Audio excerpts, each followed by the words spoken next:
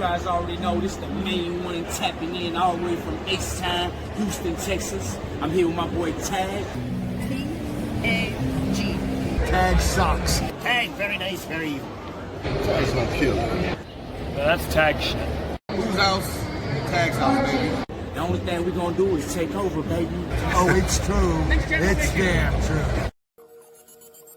Free fall as I die through the kaleidoscope in my mind. No rope up to climb. Gotta remind myself that I'm fine. Mama, I don't really. What up, and what up, T.A.G Nation? Welcome to another episode of Tag Me In, aka TMI, where we were very giggly, very giggly in pre-production, but we're here to be serious. We are here to be professional, and we are here to deliver the content that y'all know and love from us. Because I am the man in the middle, disembodied voice once again, the commish, Big ScooterRay, the man to my right. Actually, no, sorry, to my left. He's to my left. The man who owns every subscription service of a dating app possible.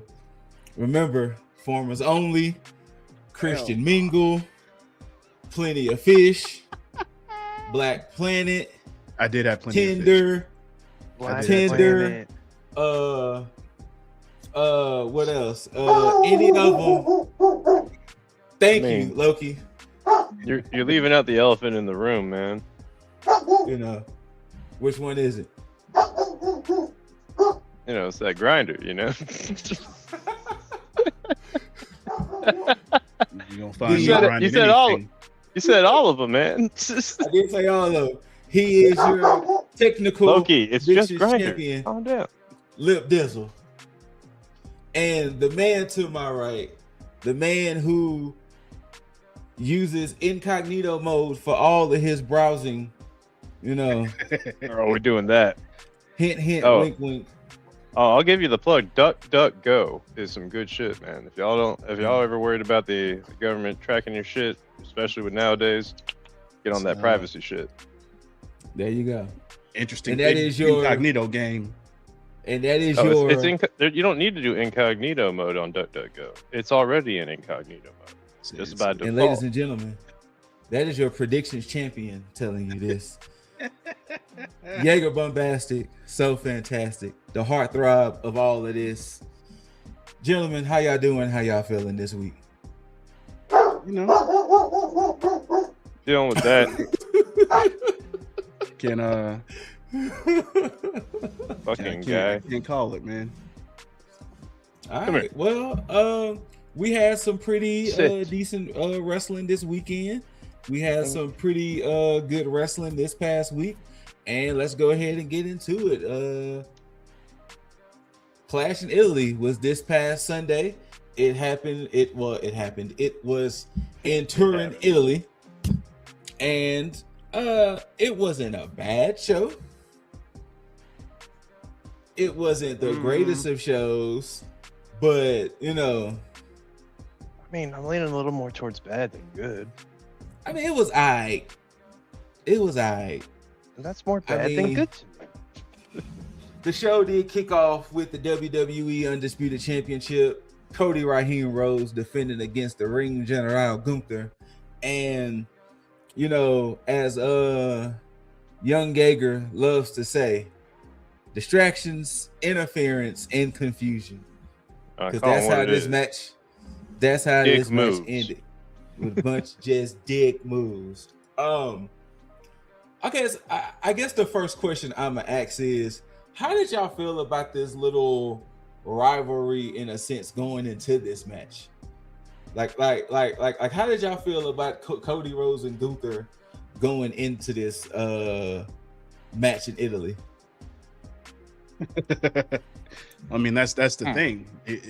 To ask the question, one would have to feel something for it. I felt nothing for it. It's a non-starter for me. I did not care. Matter of fact, the shit is lazy. I mean, that's why it was on technically ESPN. So there you go. Shame. But the match did end it with Cody hitting the crossroads, and anybody could see the play that was happening. Gunther rolled too close to the ropes. As the ref was counting, Gunther's foot was under the rope, but from where the ref was positioned, he didn't see it. Cody retains, and there you go. There you go. So, yay. So then, of course, post-show, Cody Rhodes pretty much said if Gunther was to run it back, and it's like, oh my God. You Like, know what that come on. means? No. You know what that means? No. Do you? Where the fuck is Randall Orton? That's a good fucking question. That's a great fucking question. Where Shut the up fuck for is Mania. Jonathan McIntyre? Where's Jonathan at? I would rather Drew. Where's Jonathan? I think What- he's what- filming. He might be Oh, filming. he's filming. Okay. Where the fuck is Randall? See, he had missed his flight, and it was just way out of pocket for them to, coming like get him on another ticket. So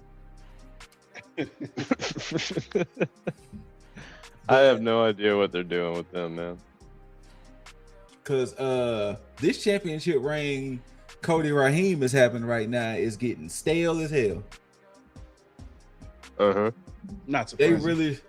really should have gave that belt to Randy at Mania. I'm gonna call out something else that's getting stale as hell, but we'll get there. All right.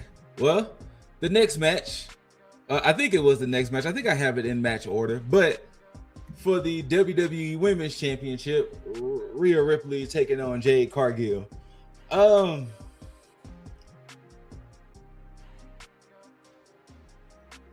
Let's see. Oh, How can I shit. put this? How can I put this? Yikes! I'm mad. I am not mad at Rhea being champion. Let me say that. I'm just mad that there's this weird vortex of women's champions on SmackDown not like having actually women's champions on both shows, because Liv ain't doing shit with that belt anyway, which we will get to that sooner than later. But it's like, unless you were Becky Lynch, there is nothing. Well, and I guess Brie Bella and Paige, there's nothing happening with women's championships unless you're a tag champ or Becky Lynch, because I get why they ran back Rhea and Jade for this PLE, but it was like, I would rather y'all had say this for like SummerSlam, Absolutely. because that way at least Rhea could have established herself more as a champ, and then Jade could have came back and been that monster, as Booker T likes to say. Then the collision course would be there, but to run it back so soon, and then not only that, but then you have 6 women involved with this feud. Yeah.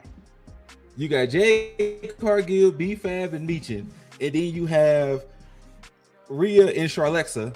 So it's like you have 6 women intertwined in this feud, and it's like, who the hell is Rhea gonna defend this championship against? Eventually, there will be a turn, I assume. Eventually, but still, sheesh. Yeah. But Rhea does retain with some. Well, once again, the second match in a row with a bunch of dick, I like that presentation. and that is distractions, interference, and confusions. Yeah, just DIC. Now, it's not the other thing, guys and ladies. So, but yeah, due to all of the distractions, interference, and confusions, Rhea does retain the championship. Gentlemen, how are y'all feeling about this? Well, in order to answer the question, one would have to feel something. Well, I guess And, this I episode felt is going to nothing. be deja vu. Where have I heard this before? I think I heard it before too, Jaeger. I think so. maybe like 30 seconds ago. No, I'm kidding. Well, with that being said, Jaeger, you have any thoughts? I mean, like you said, nothing wrong with Rhea having the belt, but damn, like we could have had Jade hold that thing a little longer. Well, you know, and I'll add this to that because Jaeger's right. If you were just going to rinse and repeat the feud and basically not have anybody else come up to it, because the thing is, you could have easily had Jade with her. Did they even name them the baddies yet, or do they even have an official name? They do not have an official name. Okay, we'll just call them the baddies then. Well, the fact that's the case now, your best bet, instead of having Jade take loss after loss, have them build up their squad, whether it be Michin and BFAB try to go for the tag titles, and if need be, then have Jade try to run the shit back with Tiffany Stratton for the US title. I mean, not to downgrade anything, but just to make her look stronger in some way, shape, or form. And then even if that wasn't the case, you can at least put the focus on Michin and BFAB, and then have Jade say, okay, I'm gonna run it back with Rhea, but on my time, and then have her either go into the women's Money in the Bank, or the Queen of the Ring, or which we'll get to. Yeah, but I mean, there's ways around this than doing the same old after Mania shtick, which is the same reason why I just don't feel anything for this. I like this show. I cared very little about, but you know, hey, it is what it is. Well, if you cared very little about that, then do you want another rematch? Let's get you Oba Femi versus Brock Lesnar too. This pissed me the fuck off. So this match was a typical finisher spam. It led to the only thing I appreciated with this match was the fact that it made it seem like Brock had to hit Oba with everything, because he hit Oba with 7 different F5s, including one through the announce table, for him to finally defeat Oba.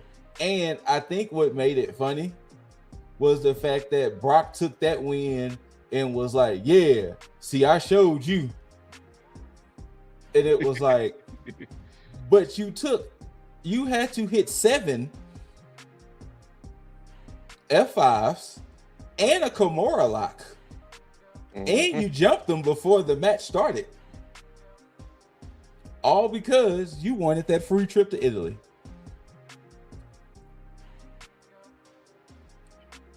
But yep. Luckily, Oba's momentum wasn't killed completely, because what happened on Raw was one of the greatest things ever. Especially in this decade, one of the greatest moments ever. But we'll get to that when we talk about the King and Queen of the Ring. But yeah.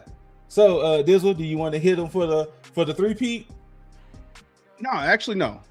Oh, okay. And I'll say this, because the one thing that they're actually doing with this, which if they do it right, and it's only if they do it right, which I believe that's going to be the case, because I don't think that you give Oba the win at Mania, have Brock take the win and Clash, and then go to SummerSlam and then not have Oba completely take over the rubber match. Because I think that the way that Oba won at Mania, with he completely dominated over Brock, and then Brock coming in at Clash and then dominated over him, I think we're going to get a solid full match to end the feud, and then to retire Lesnar, with more than likely him passing the torch, shaking hands with Oba, and basically letting everybody know this is the next big thing. That's the only way that this works. And it seems like they're going that route. So I'm cool with it. I'm on board as long as that's the route that they're taking. Champ, you got anything for this one? Bitch, you could have skipped Italy, or you could have done that on your own dime. Nah.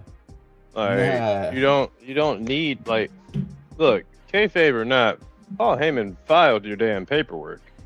You were done. You know what I'm saying?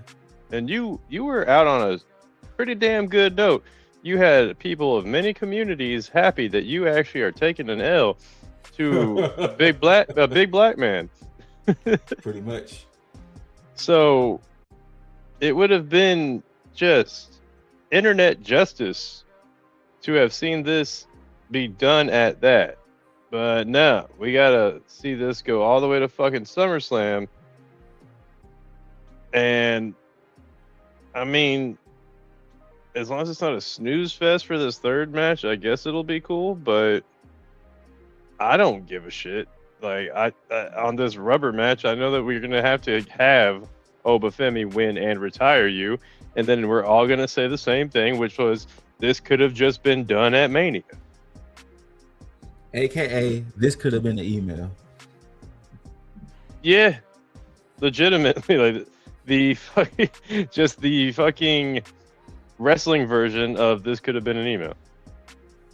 But all right, well, our fourth rematch of the night, you had Becky Lynch defending her Intercontinental Championship against Sol Ruka.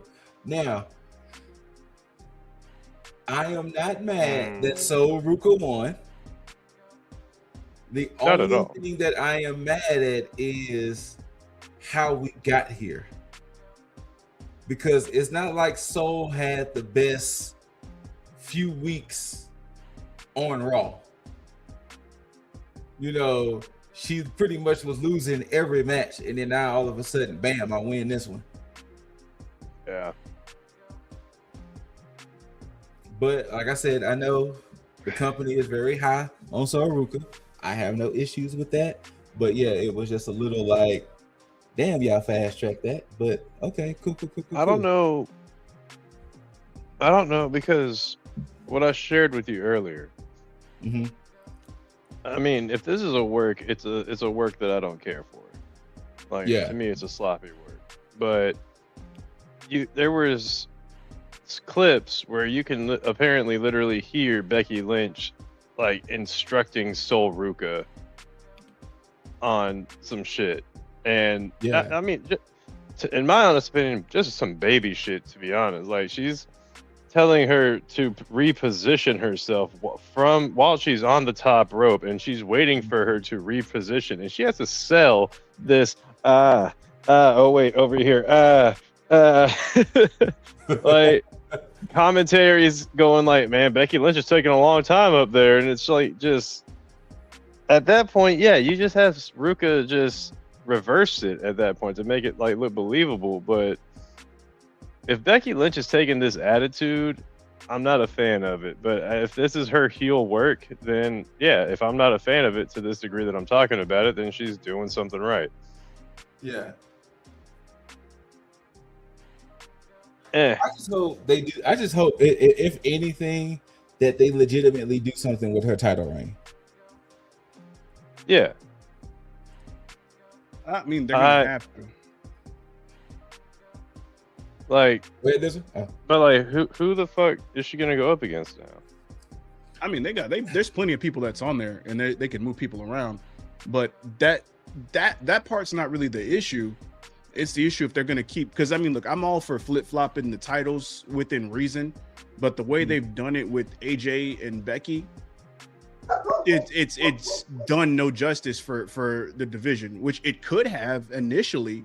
I think once AJ won that title, that's when things kind of just went to shit, and that's the problem, because once you put it back on Becky, and then she automatically loses it to Sol Ruka, which nothing against Sol Ruka, but like Scoot was saying, the way that they did the build for her, where she's lost every match up until this point with on the main roster, that's an issue. It's the same reason why I was like, she probably should have stayed at NXT and been like their golden girl, for maybe like a year. So yeah, but if they don't do anything right with Sol Ruka at this point, then yeah. So it's just me, or like the second that a wrestler's hot now, they just want to bring them up. Yeah, I mean they've definitely been doing that. Now, not so much as when Vince used to. Vince would take somebody that was hot and want to fast track them to the main roster, based off of what they did in NXT, and then completely disregard everything that made them cool. So that part. Now, luckily, that's not the case now. Well, you know what? I'm gonna say 80% of it is not the case anymore. But that other 20% is more so the performer getting over on themselves, because Trips has been taking everybody and allowing them to be themselves. That's the 80%. But if they don't know how to resonate either with the main roster, don't know how to work with the main roster, then that's where it becomes an issue. So it just depends. And I haven't said this before. Soul Rooker's music is Danhausen music remixed with a beat stream.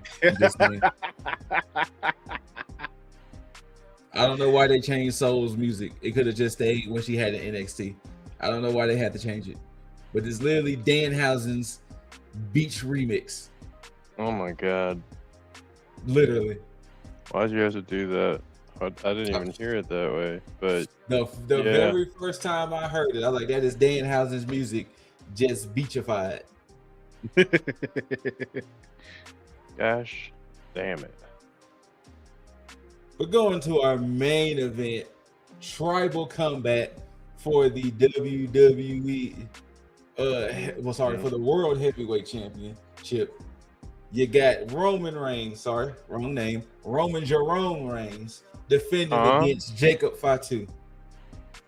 Now, of course, the rules of Tribal Combat is anything goes, and whoever wins pretty much has to acknowledge the other as the tribal chief. So it was more than just the championship on the line, the Ula Fala and everything that goes with it. I wasn't mad at this match, even though it was a rematch, because once again, we just had this match like 2-3 weeks ago. I was not mad at this match, especially in the guise of, thank you, Loki, especially in the guise of no DQ and everything. It was just, what's the way I want to put it? If it wasn't so soon, I think I would have appreciated it more. Yeah, they didn't let it simmer when they needed it to. Yeah. I'll say that's fair, but as something else I had shared with you today,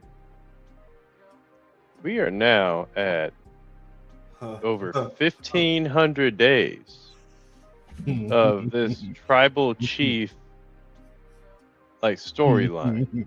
1,500 days. That's no. It's 1,789. Oh, thank you. Even worse. We are at almost 1,800 days. And counting, by the way. Yeah, that's why I'm just rounding up to 1,800. We're almost at 1,800 fucking days. Thank you. Of this fucking tribal chief storyline with Roman Reigns and anybody of a Samoan descent. Like blood family or not. And you know what? I don't think we need it anymore. Like, I think it's just showing like a glaring weakness with WWE, and whether it's TKO, whether it's like Trips running out of ideas and their whole creative team just scratching their heads trying to put pencil to paper. I don't know. But this is, if we're starting to notice it like that, like the top two things in that list of shit that were now shorter officially, the things that the fucking tribal chief era has outlived. What was it? The whole ECW versus NWO? Hold on. Let me. Did I get that right? All right, so the whole WWE Bloodline storyline is at 1,789 days and counting. This has officially outlasted the Attitude Era, which was 1,230 days. World War I, which was 1,568 days. The mainstream career of Nirvana at 927 days. The American Civil War, which was at 1,518 days. The Beatles global touring era, 929 days. The entire presidency of Abraham Lincoln at 1,503 days. The lifespan of Vine, do it for the Vine, 1,454 days. The Doors, when they featured Jim Morrison, at 1,642 days, and the entire WCW NWO storyline at 1,723 days. WCW NWO, my bad. This has outlasted the typical high school experience at 1,460 days. A standard college degree at 1,460 days. The Apollo manned moon landing at 1,239 days. The broadcast lifespan of Father Ted at 1,085 days. And building the Titanic at 1,100 days. Yeah. When your storyline for modern day WWE is outlasting previous eras, at least keep me like wanting to be tuned in on this shit. I get that there was plenty of people that were probably interested in this match, but we literally just ran this match back, is what this was. But now the stakes were a little higher because it's him acknowledging him. But so doing this whole acknowledging ceremony is literally what they just did with the Usos, and the Usos have essentially acknowledged him already as a chief again. So the fuck are we doing? Well, that's not entirely the same. Yeah. Because it's the stipulation of the match, because you had Roman and Jay do it when Jay, before he became main event Jay, then you had Roman and Solo do it just for the acknowledgement. So it's all for the Ula Fala, which makes sense, and it makes sense in this regard too. But I get what you're saying, because it does have the samey rinse and repeat vibe to it. Yeah, I mean, I agree, because this could have gone better, and I think the main thing is that it has felt like a fucking flash fry, and exactly, and it's one of those things that makes you not care, because it's a set and forget. They're not really building anything, and because when you go from having Jacob come in after Mania to try to challenge Roman, and then you do this whole thing where it's like you're turning him into, what they've done with his character is probably the best thing to come out of this. The only problem is, I think that should have been done first and then him come after Roman. But doing it this way, this is a Brock and Oba thing too. If they can do it right and build Jacob from this point, then cool.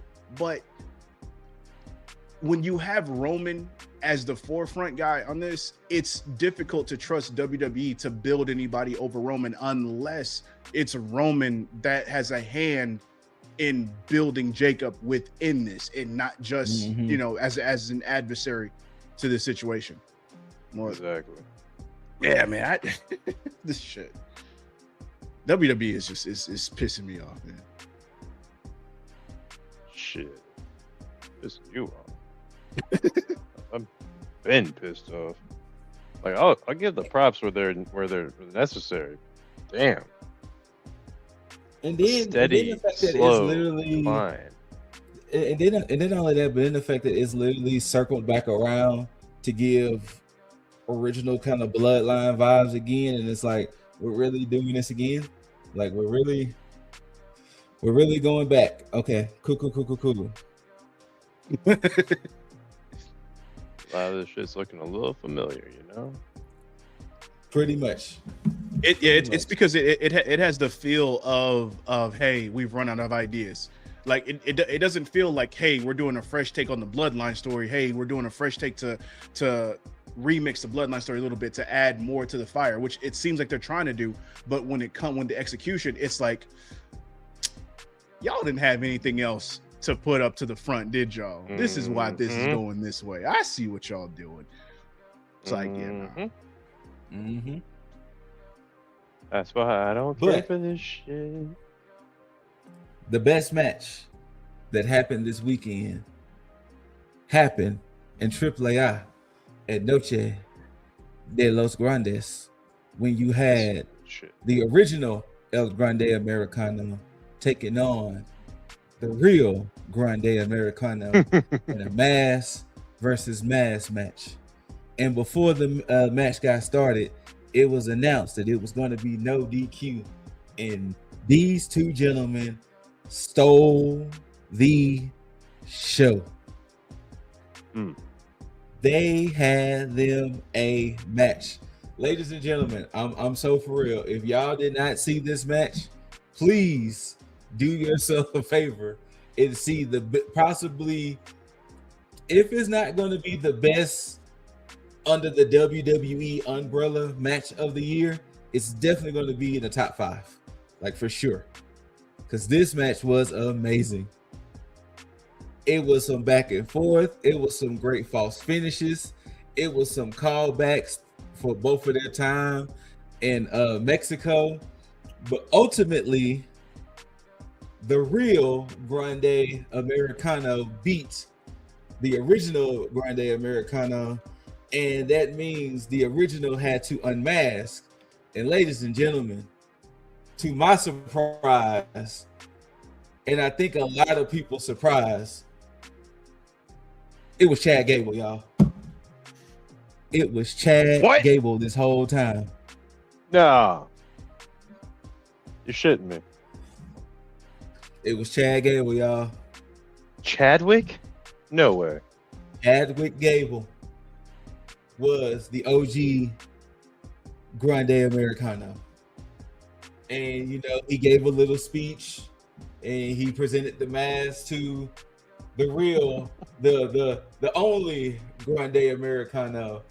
And there we have it. But the big question was is, this one Dos or Trace? Which one?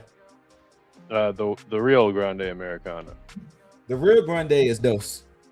Okay. The OG is is OG, but yeah, wasn't there a third? Yeah. I swear there was a third. So when they was introducing the others, that's when it ended up becoming Rayo and Bravo. Oh, okay. So yeah. But I guess the big question is, did y'all know that was Chad Gable? Yes. I had a feeling, man. I had a feeling, but I wasn't too sure, as he was so convincing, man. He was so convincing. I mean, look, his Spanish was perfect. I was shocked. I was shocked. But at the same time, you know what almost got me? When he was going for the chaos theory and he kind of botched it a little bit. And I was like, you almost had me. You almost had me, but now you're not Chad Gable. And then of course the mask comes off and it's, yeah, man. Yeah. I mean, Chad Gable actually botched his chaos theory. I think it was fatigue from the match. Yeah, because they was beating the shit out of each other.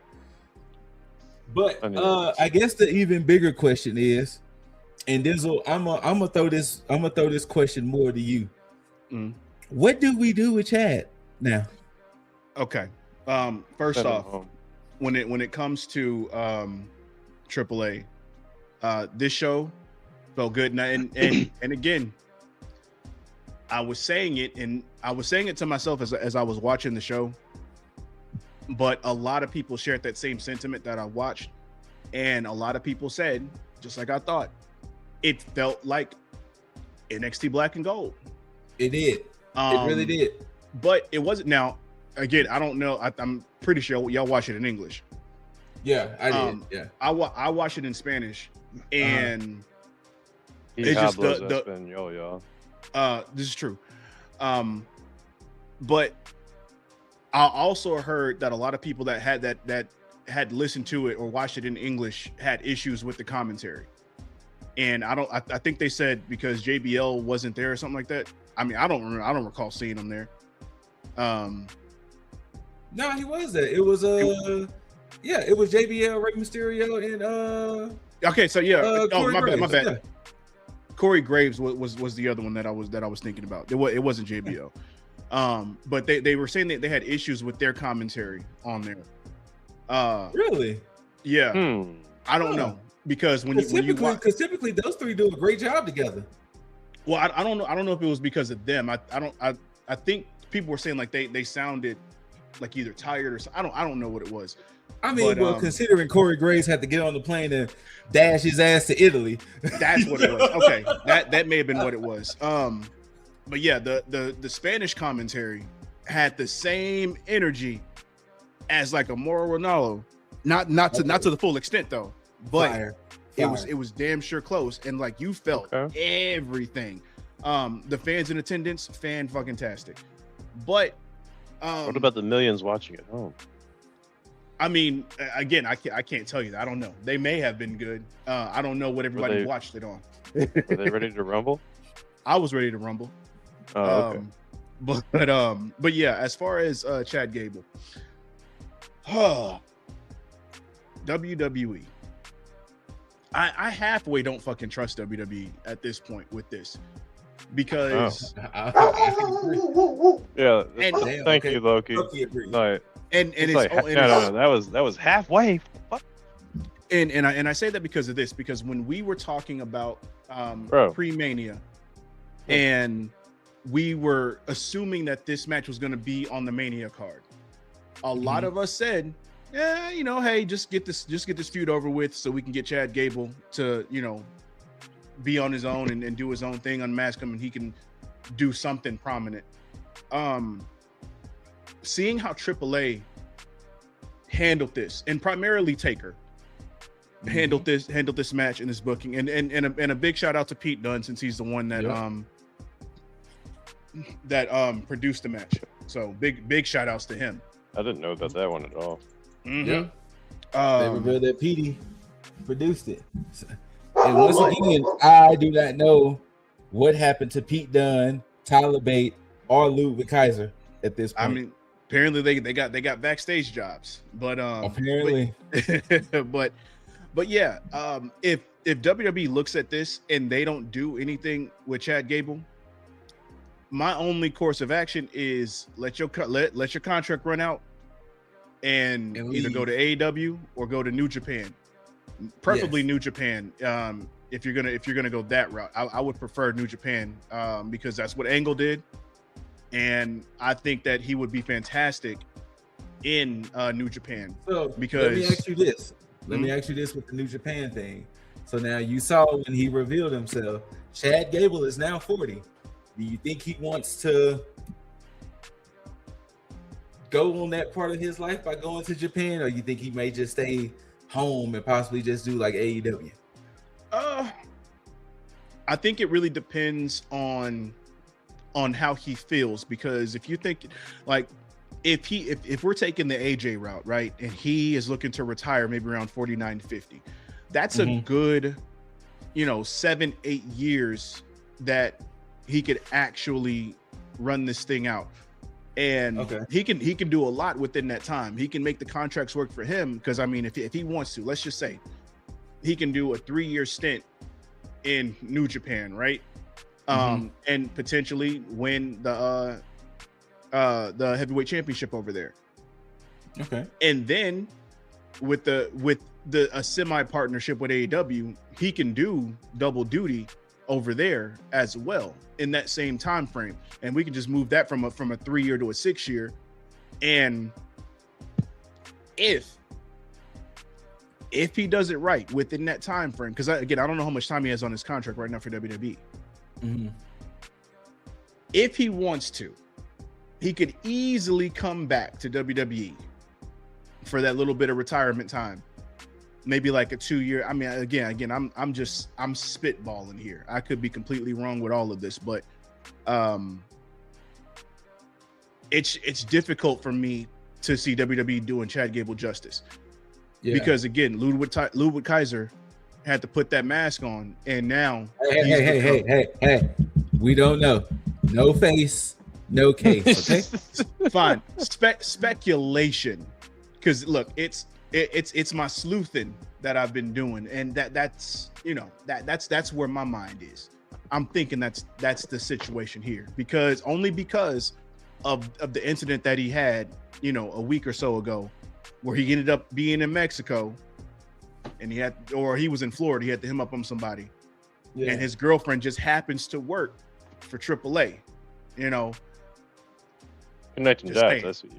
just saying, you know, connecting these dots. But yeah, I don't know, and it upsets me. It upsets me because this should be a given. They should be able to see this and say, "Oh, damn, we got something with this." We've had these guys under doing the whole Grande Americano stuff for the past few years, and we wrote it off as some cheesy shit. Lo and behold, AAA turned this into an epic fucking story with the stuff that we did, and they turned shit that we had into fucking gold on their end.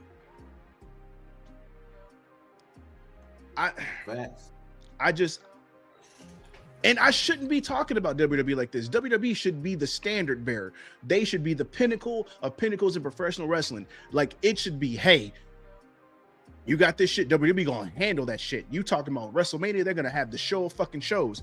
Now it's like, well, damn, can they handle something like this? Can they handle this mid-card act and treat it the way it needs to be treated? I don't know. That's the problem. I shouldn't have that question. You know what? Fuck it. Wrong. Gable, just end your fucking contract, bro. Just leave. Just leave. Because I don't trust them. Look at what they did with Balor. Look what's happening with Balor right now. Just leave. Yep. Just leave. They Fuck moved it. him to SmackDown. Yeah. I don't even want to ask a question. Just leave. Just go. Just get the fuck out of there. Leave while you can. Or stay in AAA and then when Well, I mean, he did say AAA, this won't be the last time y'all see me, so you know. If that's the case, then I'm asking them, hey, let me stay in Please AAA. take that guy. I'm like, yo, let me keep my contract over here, because War Raiders are over there. Take me. Not only are the War Raiders over there, they just defeated the Psycho Circus to become AAA Tag Team Champions. Mm-hmm. Lola Vice has been doing what she's doing over there. Ref Phoenix is now a champion in AAA. Yeah, he's a television champion over there. So This it's is like, getting love. Go. You know what? Yeah, stay in AAA or leave, but do not go to fucking main roster WWE because they fucking trash, bro. Fucking trash. Well, I guess if we want to keep the theme of trash, the King and Queen of the Ring. This new system of how they do the King and Queen of the Ring is trash. Fucking bullshit. For the people who don't know, there are 4 fatal 4-way matches. 2 stars from Raw, 2 stars from SmackDown, and they compete. Now, this past Monday, as you can see, you had Roxanne Perez, Io Sky, Julia, and Lash Legend. Io Sky gets the dub, so she's moving on. You're going to have Bayley, Raquel Rodriguez, JC Jane, and Kiana James in one fatal 4-way. You're going to have Sol Ruka, Lyra Valkyria, Charlotte Flair, and Jade Cargill in one fatal 4-way. And you're going to have Chelsea Green, Alexa Bliss, Becky Lynch, and Liv Morgan. Now, the winner of the Queen of the Ring gets a title shot at SummerSlam. Why the fuck is Liv Morgan in the Queen of the Ring tournament? She's the fucking champion of Raw. Are we gonna? Oh no! Are we looking at a potential title fusion? Nah. Only to sow seeds between her and Roxanne Perez. That's the only reason why. To sow seeds. Because after Roxanne Perez lost, Liv Morgan did come in talking about, oh, that crown's gonna look so good on my head. And they was like, girl, Roxanne just lost, chill. But why is the women's champion in this contest? But yes, like Dizzle said, this used to be a prestigious tournament. This used to be something to look forward to see these matches, to see who's going to potentially be the king of the ring, because it was before the queen of the ring started. And now you're going to have 4 fatal 4-way matches, and then now 2 singles matches to determine who's going to go to the finals in Saudi Arabia.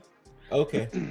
You have all this TV time that you have, and you do rinse and repeat bullshit storylines on weekly television when you could be having matches that would build the king and queen of the ring. You have the time to make these matches happen, and you have the time to build the storylines that need to fucking work.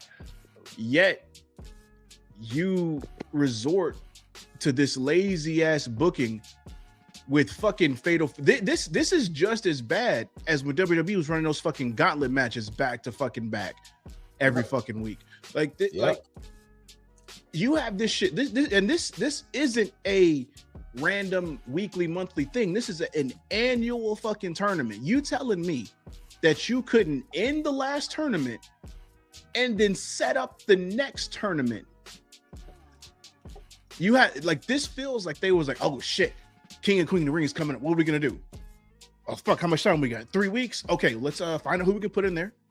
And then the last week or 2, we'll just go ahead and we'll just do these. Wait, isn't this shit is at the what, end of June, right? Oh, we're gonna get there. Okay, fair enough. We're gonna get there.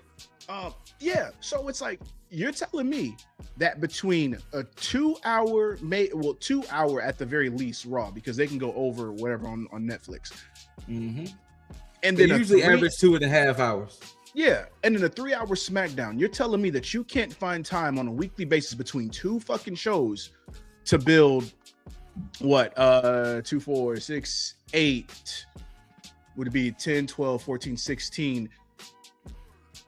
About 20 or so matches. Like, the sad part about this is that just lets you know the entertainment portion is so much there, because what's wrong with dedicating an entire show to this? Like, think about it. If you dedicated an entire show to have Liv Morgan versus Becky Lynch, or Bliss versus Green, or Ruka versus... Okay, take the Raw side. If you had 4 matches, Morgan versus Lynch, Ruka versus Valkyria, Bayley versus Raquel, and Roxanne versus Io, you telling me that wouldn't do numbers? If you say all 4 of these matches are going to happen tonight on the Raw side of things, that's not going to do numbers? Yeah. And here's the thing that pisses me off more about it is because before, what King of the Ring was meant for in the beginning was to help build all the up and coming stars, because they would put the people. I was waiting for you to say this. They would put the people in the tournament. Like, of course, you would have some cannon fodder in the tournament. You have maybe like 1 or 2 like guys that just take the fucking L to enhance like somebody character or something. Yeah, in the very beginning, because you would take, for instance, hypothetically, you would take like a Obafemi and let's say Santino Morello, and you would do a squash match to show off how strong Oba is in and out, and then you would save the rest of the tournament for certain matches in the beginning to help build up other people. You put that storyline. Well, damn, I got to win this. All right, cool. I'm going on to the next.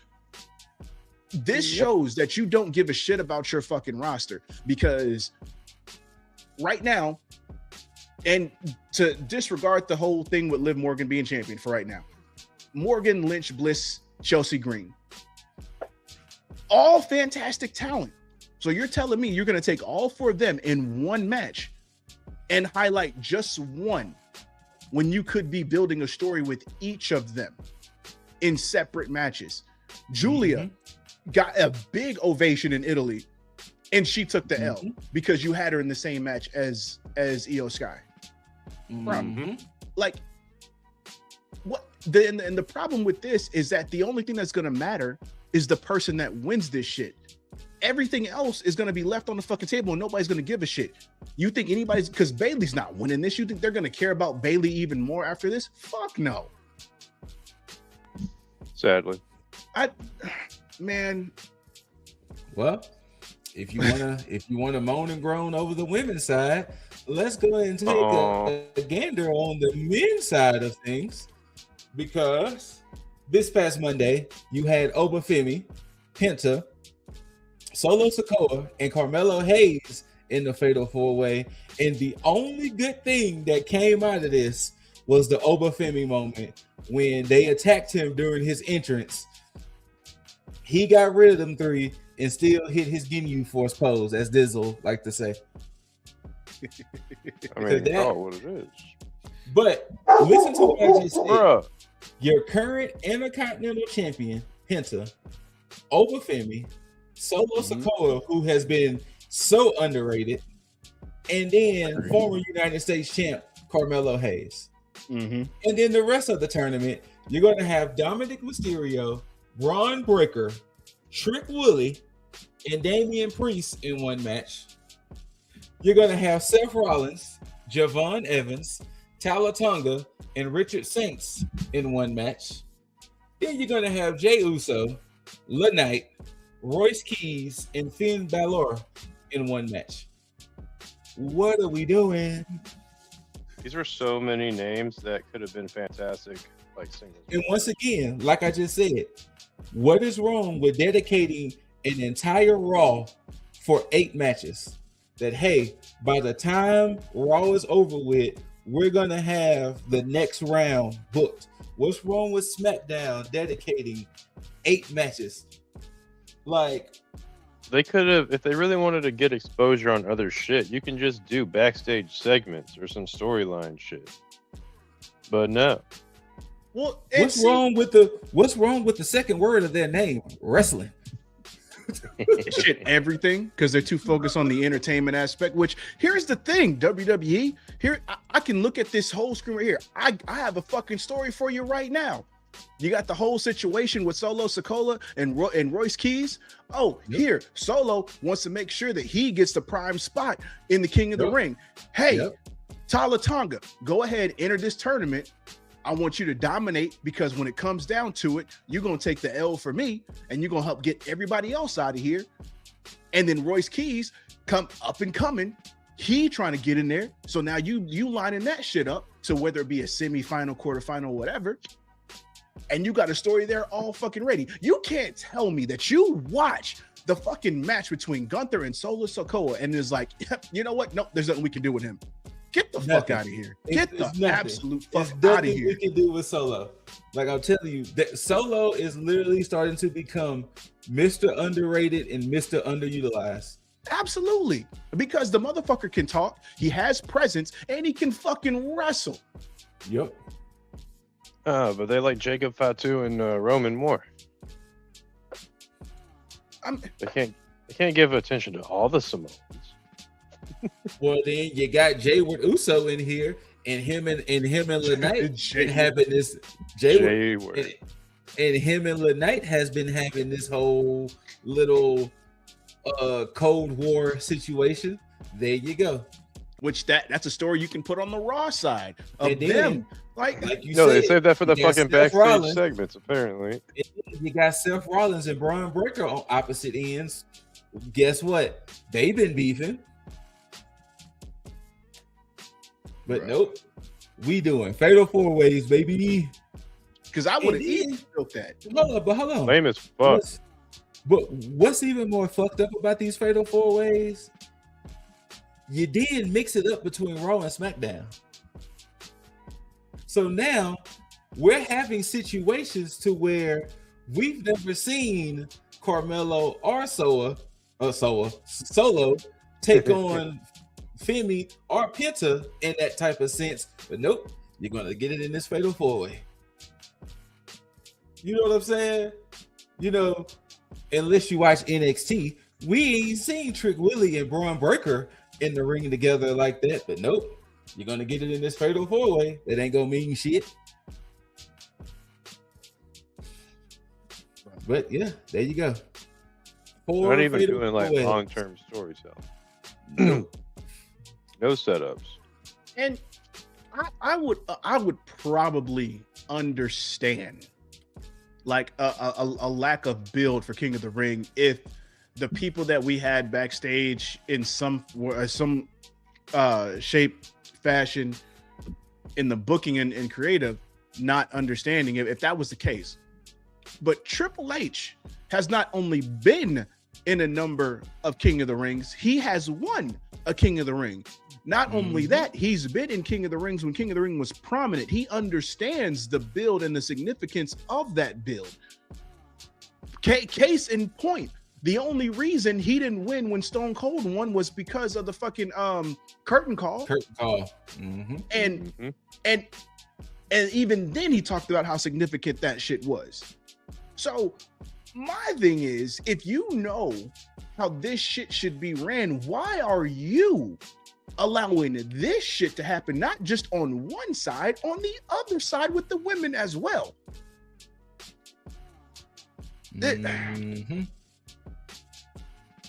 Yeah, Hunter. The fuck? I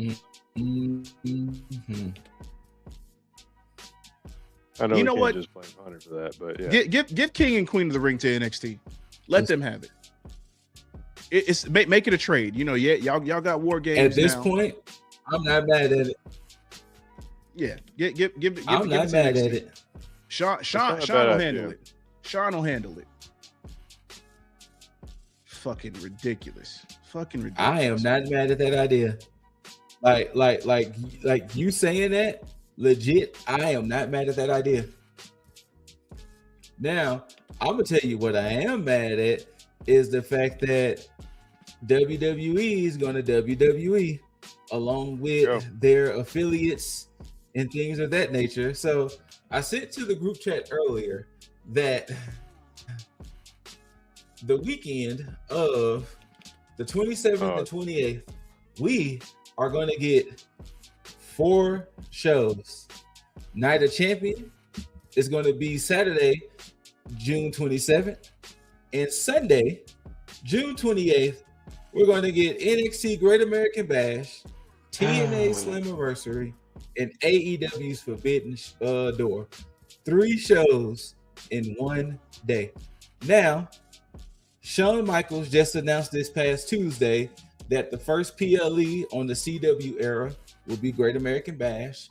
And not only that, but they're going to get a special start time of 6 o'clock. So they're going to get a 3-hour window because if y'all been watching NXT, y'all know 9 o'clock, cut this shit off. So I thought NXT moved to YouTube. They're okay. The library moved to YouTube. The PLEs are going to be on the CW. Wait, the PLEs are on TV for free? Yes, sir. Yeah. Yes, sir. That's wild. And they chose Forbidden Door to test it out on. No, shit. They flooded the zone versus Forbidden Door. So that just shows that they're at least a little bit worried about AEW, though. I mean, at this point, although to give credit, it is not just AEW. It's AEW, New Japan, Stardom, and CMLL, all cross-branding here. That is true. But yep. So, fuck though, gentlemen, 4 shows in one weekend. I'm not defending my belt against all that, man. I'll tell you, whoever's challenging me, pick 2. That's what we're doing. It's the weekend, man. Oh shit. We're not doing 3 of those shows on one night. No. I don't even have that many monitors, bro. Well, I mean, considering we don't subscribe to TNA as much, we can eliminate TNA. So it'll just more be Night of Champions, Great American Bash, and Forbidden Door. But it's just the crazy part that literally Sunday, June 28th alone, we're going to have 3 wrestling shows. So, I think Simon Miller's head might explode.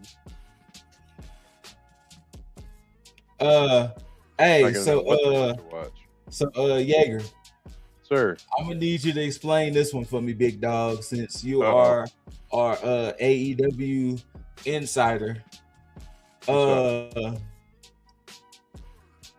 Now I will say this: I'm not mad at the move, but did Uncle Don need another member to the family?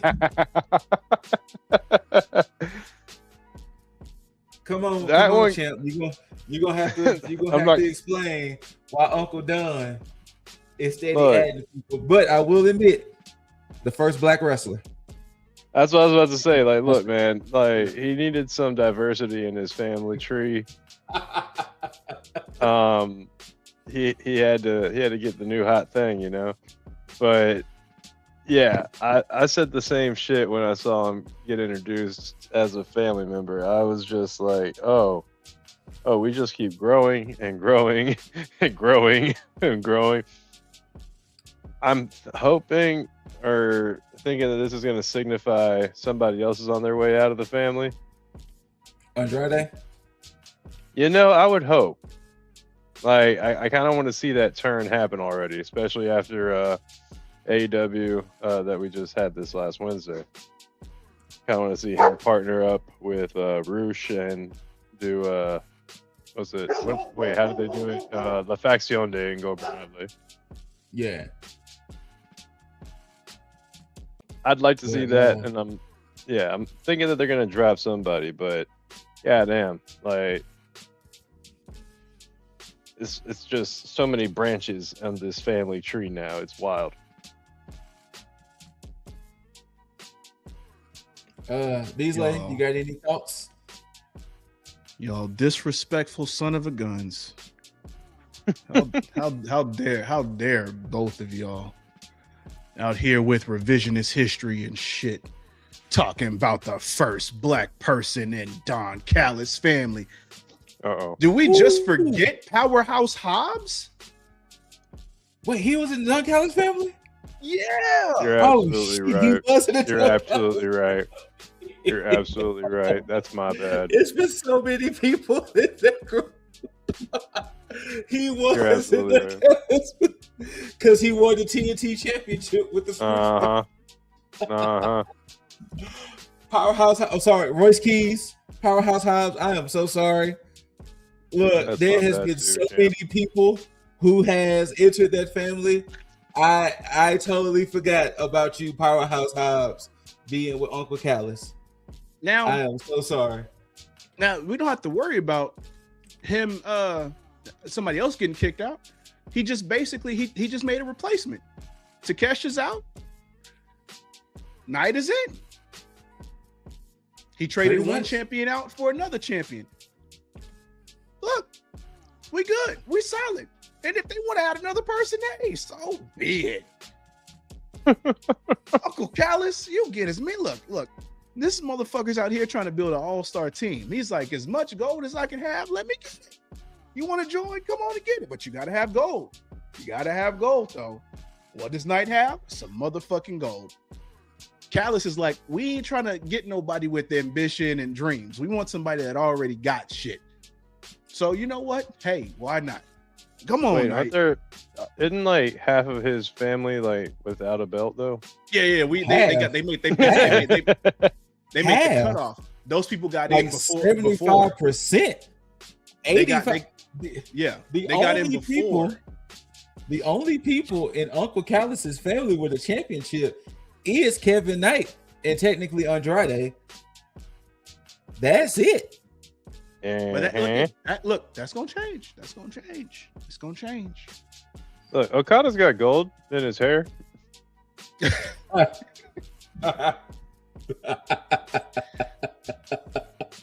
was a good one. I appreciate it. But somebody got to take the Continental Championship, man. But Dynamite did kick off with the AEW Championship match with MJF defending against Roosh, aka El Toro Blanco. I do admit this surprised me. But you, MJF up there, this shit kicked off with Roosh just cutting a simple promo, man. And then you got in this man's face, said a little bit of that, but said like, oh, you want to come against me? Okay, cool. And then he just open hand just slapped that man. Like, I've never seen a feud kick off faster. Right. But hey, props to MJF for apparently leaning in the fighting champ direction. For well. I'll let you take it from there. Well, Mark Briscoe pretty much came out there and was like, "Hey, yo, Max, I'm trying to get another title shot because the last time I checked, I beat you before you disappeared." And it's like, do I really want to see Briscoe and MJF again? Yeah, I mean, at this point, it ain't gonna be no. Well, I mean, it could be a no holds barred match, but what more could they do to each other? They had a tables and tacks match. Look, I don't want to see it, to be honest. At least not right now. Yeah. But I'm hoping that since he name dropped. Oh, sorry. Everybody, just so y'all know, Max won. Oh yeah. Like, yeah. It was a good match, and Roosh didn't like tap out even though he had him in the lock. But he actually like flipped him off. Max looked like he was about to reverse the shit, and then Roosh just passed out right there. But after that, with his face-to-face with Mark Briscoe, he did name drop Hangman Page. So I'm assuming that if this does go to some kind of a hardcore match, that it gets to a point where he's just beating the dog shit out of Mark Briscoe and a certain cowboy steps in.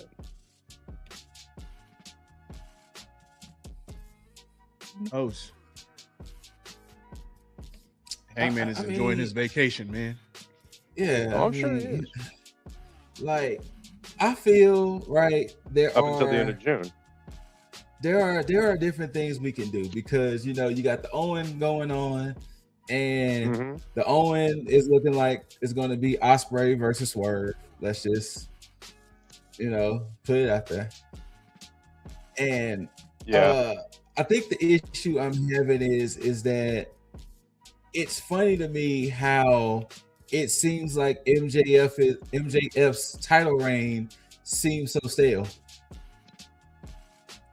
So far, yeah. Like I find that so weird to me that his title reign seems so stale, as if like they already run out of ideas. And I don't know if I like that. I just don't want them to be using AI like certain other big competitor. Right. Because like I said, I didn't mind MJF and Roosh because, Roosh under that, unfortunately, they just pretty much kind of stopped his momentum cold. But, with this single match, yeah, unfortunately. But that was a solid ass match, too.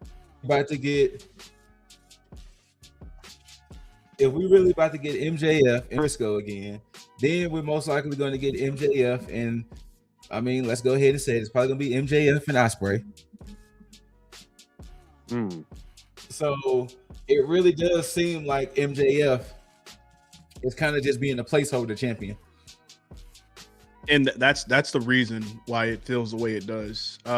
Because you took the chance with Darby and then you started firing off on all cylinders with that, just to put it back on MJF to then potentially lose it to Ospreay, because there's no other way you can really go with this. Because let's hypothetically, if MJF beats Ospreay, that kills Ospreay's momentum right there, especially everything that he's been going through right now. And with Ospreay winning, you basically just diminish MJF's title reign at this point. Personally, if you were going to go this route, I think the best bet would have honestly been to just keep the title on Darby and then have Swerve win the Owen, go in. But the problem is location. That's the issue. That's the reason Ospreay has to go and win. Yeah. Wasn't MJF filming a movie or some shit? Not that I'm aware of. I think everything that is his obligations as far as filming, I think he's good. I think he's done for the moment. I was just thinking about, because I didn't know the timeline, but maybe that's why Darby even had the belt to begin with. Yeah, because I think it would have been because MJF's been on TV that whole time for the most part. True. But I think if you would have had Swerve beat Darby for the title, and then build Ospreay and Swerve, that probably would have been the better route, and then have MJF come in if he wanted to, because he could have easily taken time off. But I think, again, he wants to be there. That's his prerogative. But yeah, it's really because you put the title back on MJF so quickly after the fact. Mm-hmm. Now, forgive the pun, but I'd kind of like to see Swerve with the Swerve and him get the win. I mean, I'm not mad at that, but since they've been building up Ospreay and Wembley so much, that I feel like they kind of pigeonholed themselves into, well, fuck it, we got to do it. Yeah. They got to have Ospreay win at Wembley. Yeah, like, so I know. I mean, especially since the other person who wanted to wrestle at Wembley is not going to be able to do so now, because since Willow Nightingale was out, Alex Windsor had a mystery opponent. And what do you know? It was the returning CEO, Mercedes Moné. Shocker. Yeah. And she got the dub. Crowd expected that. And she got the dub. Now, with that being said, was pretty cool, but looked really dangerous. The fit was fire, but there's a lot of dangly bits on that fit. Like, I don't know how you're supposed to wrestle in that. Well, she figured it out. Now, Yeah, she did. Yeah, she did. Oh, she rocked the hell out of that fit. But anyways, does this, in my opinion, kind of potentially fucks over Athena? You know what? I hope not. I don't think so. Okay. Only because you still have a set story there from when they had tag with each other, and you still because that whole thing never came to a head. So this is a possibility where I believe that Mercedes being there could do the job for Athena and then run the shit back if Athena happens to potentially, and unfortunately for me, beat Tekla.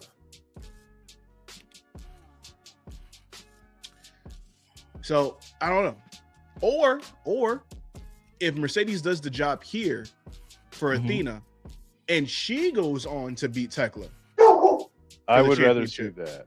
I would rather see that because then both of them gets a W at some point. But I think this tournament is Athena's to win. It should be, at least. Yeah. Because we still don't know which way Mercedes is going to lean. I'm trying to find the graphics to show the tournament bracket. So just give me a second. Go ahead. But I'm absolutely here for Athena winning this. And I do have full faith, ironically, more faith than WWE has, more faith than I have in WWE pushing Chad Gable and Mercedes doing the job for Athena, because they are close, and I can see this working for both of them. I'd like that to happen. I think it will, and if it doesn't, then I think it's going to work the other way around, where Mercedes may still go on to beat Tekla, and then we end up getting a match down the line between Athena and Mercedes, potentially for the AEW Women's Championship. Now, will Athena win that one? I don't know. I'd rather see Athena stay the eternal champion, and we'll have Miss Mercedes one day beat Tekla. Although Tekla just keeps getting better. Her promo that she cut during this show, like she fully embraced that she got fired from Stardom and made the declaration that she is no longer trying to beat Stardom. She wants to kill Stardom. Even climbed up on the ladder and hocked a loogie right on their name. You know what? I can't find proper graphics, but hey, yeah. Let's just go on to Tekla, because you're right. Tekla killed that shit last night. Hey, we love Tekla around here, man. Absolutely, we do. And so now it kind of makes me wonder who's the big dog at Stardom right now that I guess Tekla can face at because the winner who's the big dog that Tekla can face at Forbidden Door, since Tekla pretty much says she wants death to Stardom. I mean, if you go that route, I mean, I guess you would have to take whoever's going to be champion at the time. Yeah.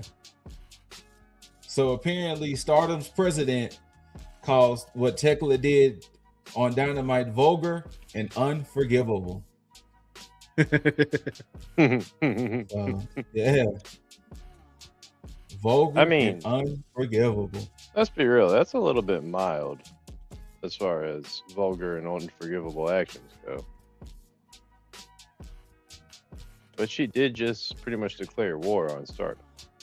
That's why I was saying, like, who can she fight at Forbidden Door that's from Stardom that would, I guess make sense, because since she's like, I don't want to go to war with Stardom, I want to, kill Stardom.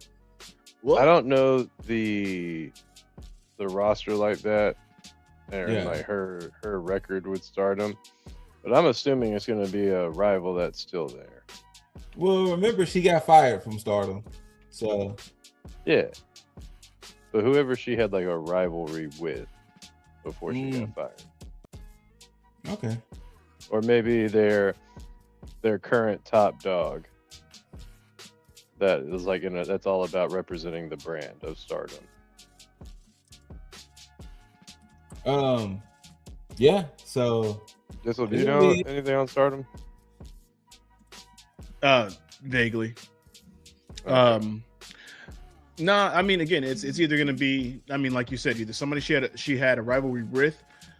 Yeah. You can go with a champion versus champion, or you can go with somebody who would essentially be the heart of Stardom to then challenge Tekla for the AEW Women's Championship, which of course we already know if that's the case, Tekla's winning that match regardless. Yeah, absolutely. But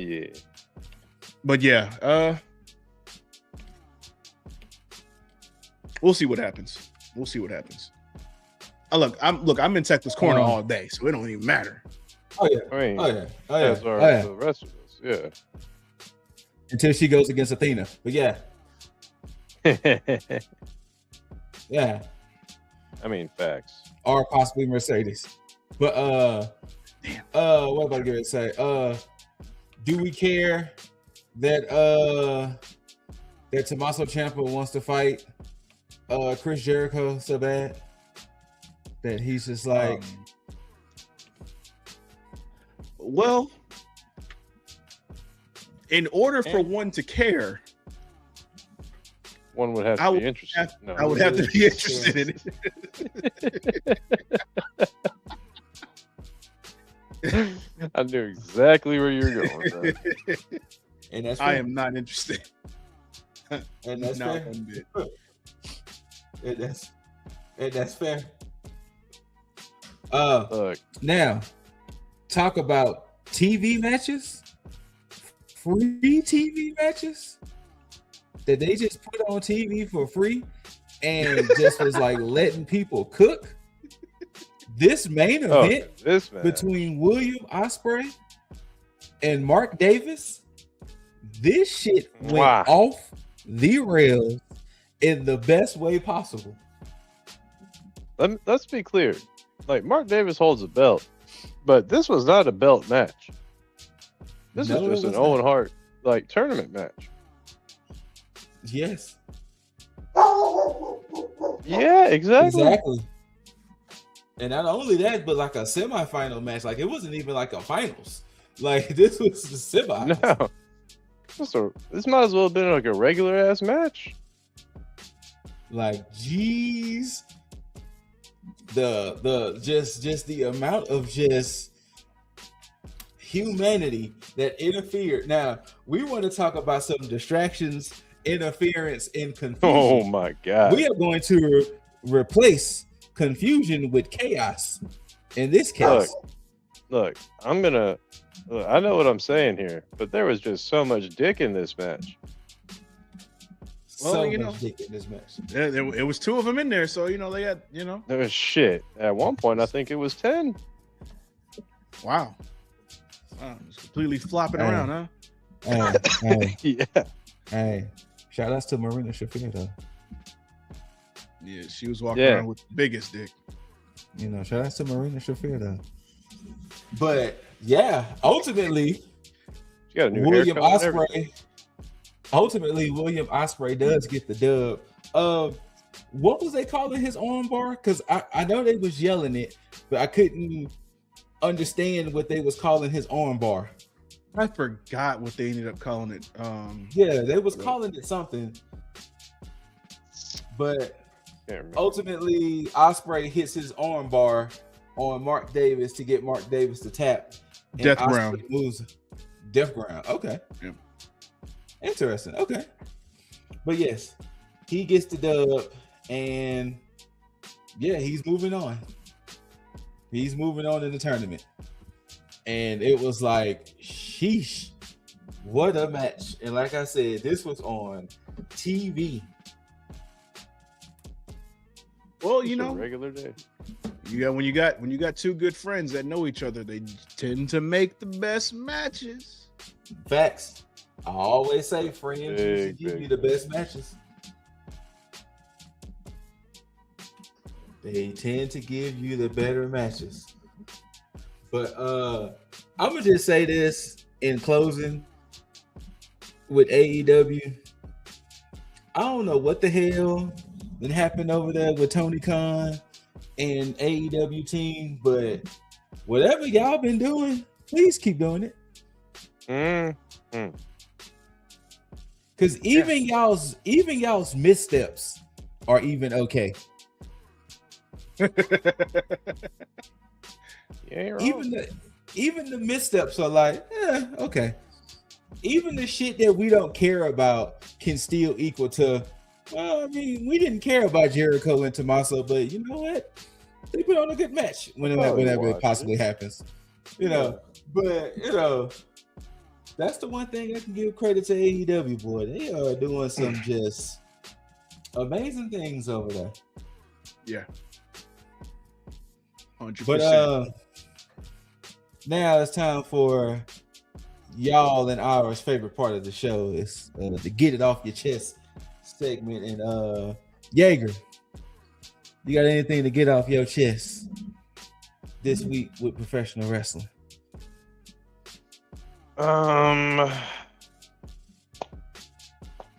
Becky Lynch and to that I will follow up with look, quit beefing with the ref. And like, if you want to coach somebody, like, don't let the mics pick it up that you want to like coach the match how you want it to go. It makes you look like some kind of a drama queen, which I mean you've been kind of doing for a little bit. You've been doing your Trump impersonation and all that stuff, so it lines up. But it's like I said, if it's a work, then it's a work I'm not a fan of. But if I'm not a fan of it and your heel route, like, you're doing something right. It's just I don't 100% care for it, and that's just on me.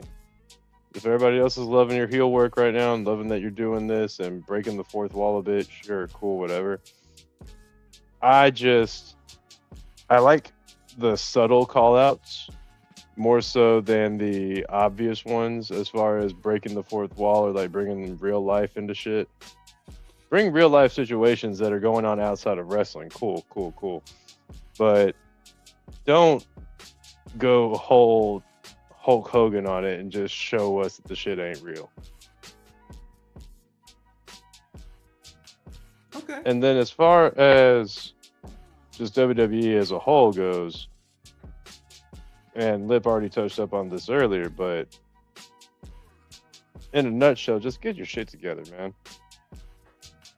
You got too much talent that Scoot had listed out per both King of the Ring tournaments to be doing this fatal four-way shit.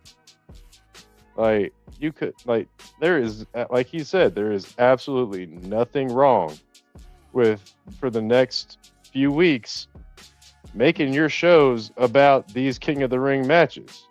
Because, again, this shit used to mean something. And that's about where I'm at. Mr. Deasley, what you got?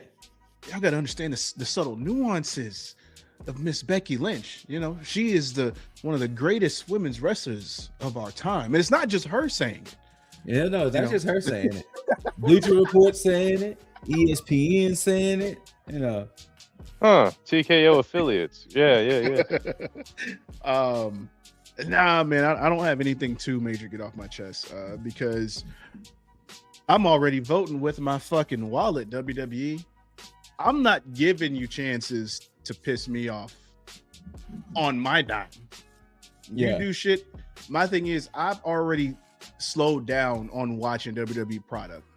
I may cover like some of the major bits, but all in all, I'm not taking my time to sit down and actually watch a full show of WWE. I'm gonna get the cliff notes, bullet points, all the other shit. Because until you decide to figure out what the fuck to do with your product that's gonna benefit the actual fans, this fan is not gonna consume. I'll take my attention elsewhere, which I have.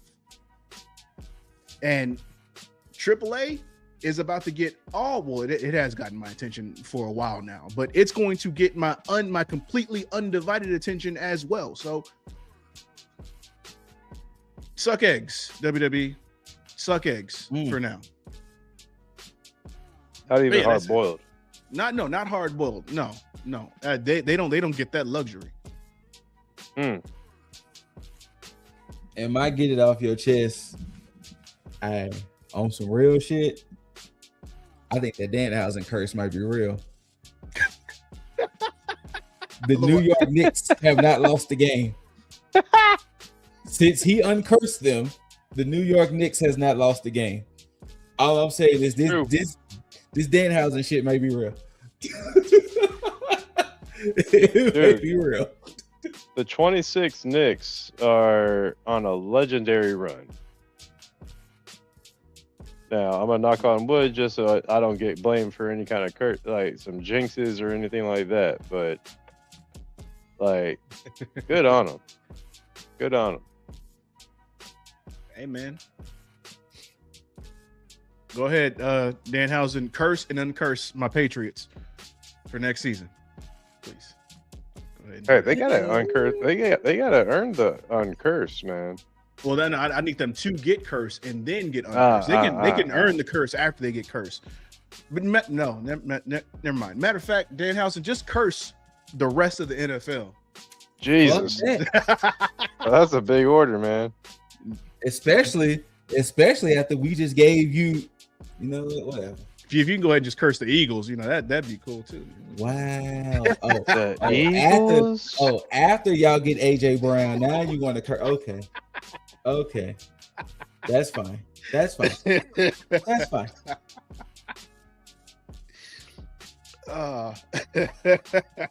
They gotta deal with the Brady curse first, man.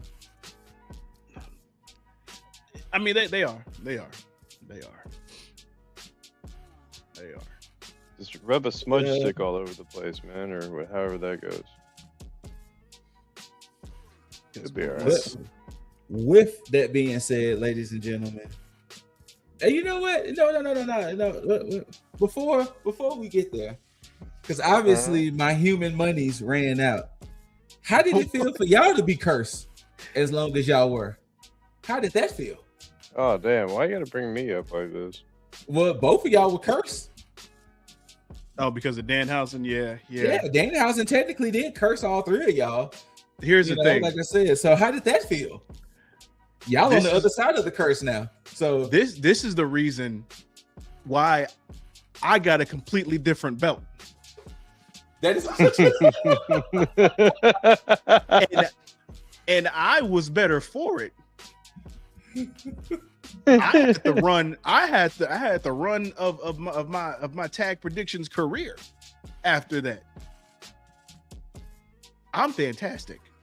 Now, what happened after that, I don't fucking know.